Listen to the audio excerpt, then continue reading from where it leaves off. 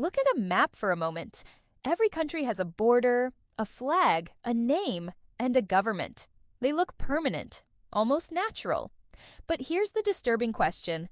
Countries don't actually exist in nature. Rivers exist, mountains exist, forests exist, but countries are invisible lines that humans invented.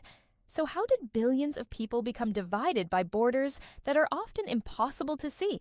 The strange part is that for most of human history, countries did not exist. Imagine being alive 20,000 years ago. Your world was not a nation. It was a small group of people you knew personally. Maybe 30, maybe 100. You hunted together, shared food together, and survived together. There were no passports, no national flags, and no border checkpoints. Your identity was your tribe. So when did that change? The first clue appears when humans stopped moving. Around 12,000 years ago, agriculture began spreading across different parts of the world.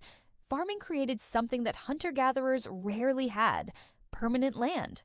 Crops grew in specific places, villages became towns, food could be stored, and once people stayed in one place, they needed a way to decide who controlled that place. At first, control was local. A village defended its fields, a community protected its water source.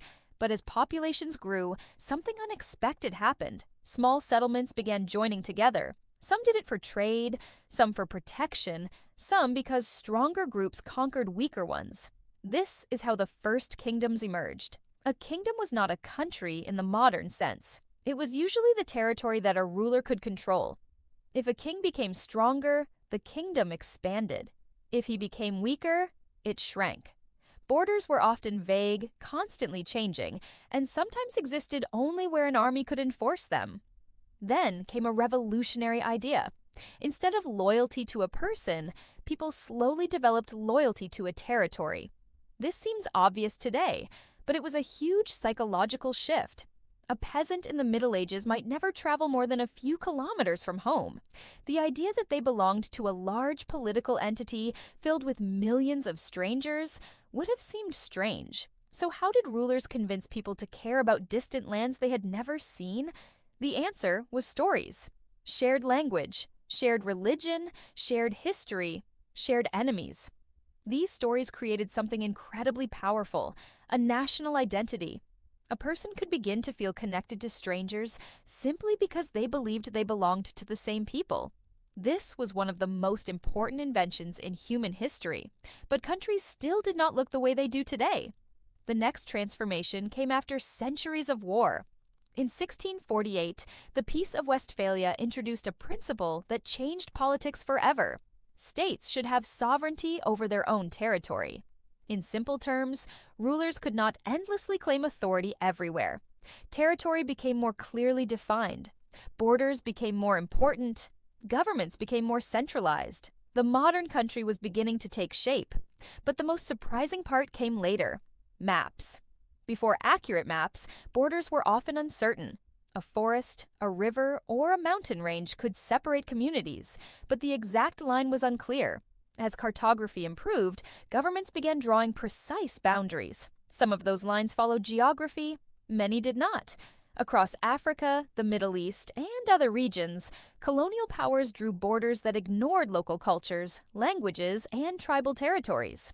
Millions of people suddenly found themselves inside countries they had never chosen. This reveals something unsettling. Many national borders are not ancient. They are recent human decisions. And yet people are willing to fight, die, and sacrifice for them. Why? Because countries are built on one of the strongest forces in psychology: imagined communities. You will never meet most people in your country. You do not know them personally, yet you may feel connected to them through symbols, stories, education, history, and shared identity. In a sense, a country is a massive act of collective imagination. Money works because people believe in it. Laws work because people believe in them. Countries work because millions of strangers believe they belong to the same story. That may be the most extraordinary invention humans ever created. A border is often just a line on a map, but if enough people believe in that line, it can shape wars, economies, identities, and the lives of billions. The real question is not how humans invented countries.